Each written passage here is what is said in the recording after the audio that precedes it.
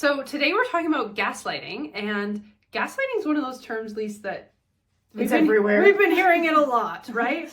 Yeah, even our 10-year-olds are throwing gaslighter around. Yeah, because it's in song lyrics, right? And it's on TikTok, and it's in all the places right now. Mm-hmm. It's really been overused, and even kind of weaponized in a way. Like, you're such a gaslighter. Like, I've heard so many people say that. Yes, and so we want to kind of clear some stuff up around the term gaslighting and talk about what it actually is, and maybe have you think about whether you are indeed being gaslit or gaslighting in your relationship, or whether you're not.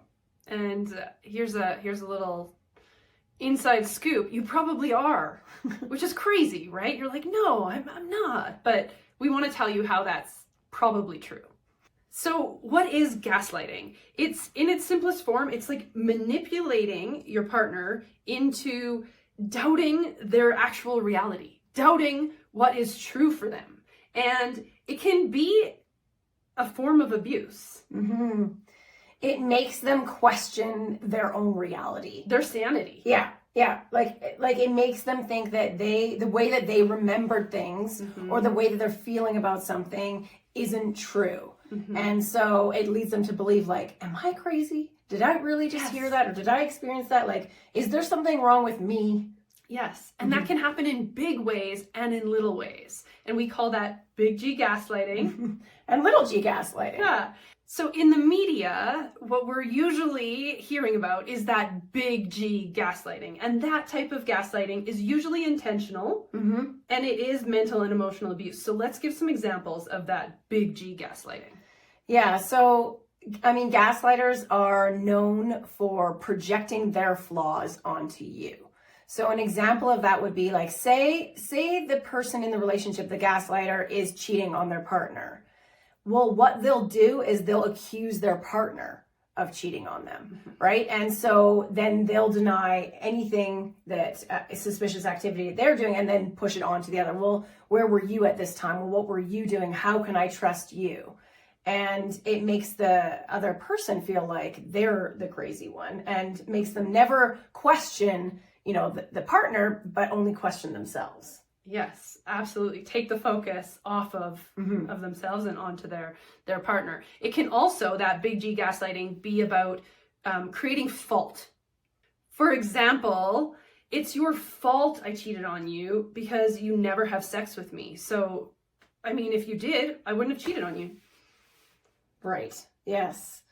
And another classic big G gaslighting scenario is trying to isolate their partner from the people that would normally be their support system, so that they're only relying on the gaslighter, right? So the gaslighter might say to their partner, I've talked to your siblings or your parents about this, and they agree with me, that you overreacted here, or that you shouldn't be doing this. And, or they might say, well, your friends are all saying, this about you. Mm-hmm. And so they really make that person second guess, what are people saying about me? Is everybody against me? Mm-hmm. And then they continue to try and drive a wedge between their partner and their family, so that they can kind of have them to themselves. It's all a part of the crazy making. Yes. Yeah. All a part of getting their partner to question their sanity and their reality, right? Mm-hmm. Yeah. So those are big G gaslighting ways, right? So let's talk about the little G gaslighting that we're talking about. And these little G gaslighting things are usually not intentional. Mm-hmm. And we would argue that, well, tell me if you agree with me, but I would argue that they're happening in every single relationship. Yes. I think they are. And so what are the little ways that our partners make us feel like we're crazy?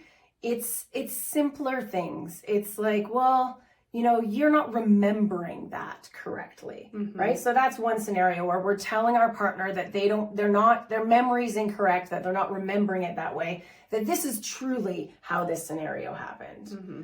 And so it makes the person question oh, is my memory incorrect? Mm-hmm. Right? Or it could be something you say to your partner, I'm feeling so tired, and your partner says to you, well, no, you can't be tired because I was sleeping right next to you last night and you had a good night's sleep. and then you're questioning like, well, am I tired? Did I have a good night? Did I? Maybe I did have a good night's sleep. Yeah. Yeah. And the other way that little g gaslighting shows up is being told that our feelings are wrong. So one, you remember it wrong, or two, your feelings aren't right for this situation. So that shows up often in comments like, well, that was just a joke. Like you can't take a joke. Relax. Yeah. Right? Or like, I didn't mean to say it like that. If you understood how I really meant to say it, then your feelings wouldn't be hurt, and therefore your feelings are wrong. Yeah. So I didn't mean it like that. That wasn't my intention. And so then it's like the gaslighters letting themselves off the hook and sort of saying like, you shouldn't be feeling that way because I didn't mean to hurt your feelings, or I didn't mean it to say it that way. Yeah. And then again, it makes that person question like, oh, I guess my feelings are wrong. I guess I shouldn't be feeling this way. And so that's kind of like one of the like more like smaller underlying like unintentional ways that we are being gaslit in our relationships. Yeah. But they are gaslighting. Like technically that is the definition of gaslighting, right? Yeah. But what's so interesting about this, like either you remembered it wrong or your feelings are wrong, is that they're happening all the time. And what they really are at their core is just that we are not hearing or validating our partner's truth. Yes. So what happens, Lise, when we're constantly like invalidating our partner's feelings, thoughts, reality, is that it starts to really erode trust in our relationship, right? Yeah. And it's like you're fighting over the wrong thing. You're fighting over who's right and who remembered it. You know, I want you to remember it the way I remember it. And here's the simple truth. We're never going to remember events or experiences the exact same way as our partner, because, you know, that is the essence of the human experience. We're all in different bodies. We all have different emotions. And so, you know, if we stop trying to have the other person experience exactly what we experienced and instead just get curious about what their experience was, then that can be the game changer. Yes. And then we can validate their experience, which doesn't say that your own experience is wrong. It's just acknowledging that that's what they experienced. And then you start to really be able to have some good conversations about like, well, what are you thinking about that? What are you feeling about that? Versus, well, what actually happened? Yeah.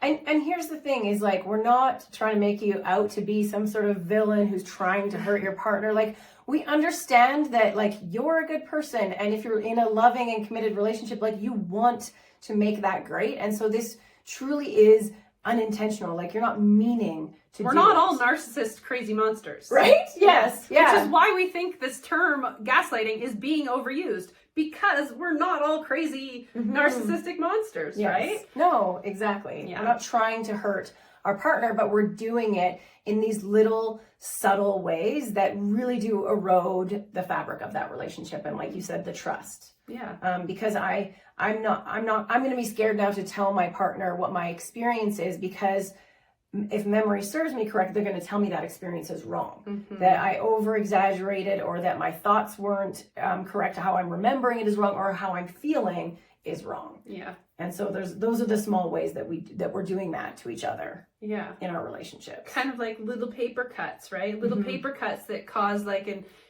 paper cuts actually hurt quite a bit, right? Especially if you get a couple, right? Which is so different than that big G gaslighting, where that's like not a little paper cut, that's like a punch to the gut, right? Yeah. So by now, hopefully you've realized that we're all gaslighters. But we're not going to use that word anymore. No. And, you know, we want to help you get out of doing this, or at least be aware of what to do when this massive invalidation is happening in your relationship, right? So there's 3 simple steps to start really recognizing and acknowledging your partner's experience and feelings. And feelings, yeah. So step number 1. Well, listen to them. First and foremost, listen to them. Hear them out. Be curious about what they're telling you. Ask them to say more. Ask open-ended questions.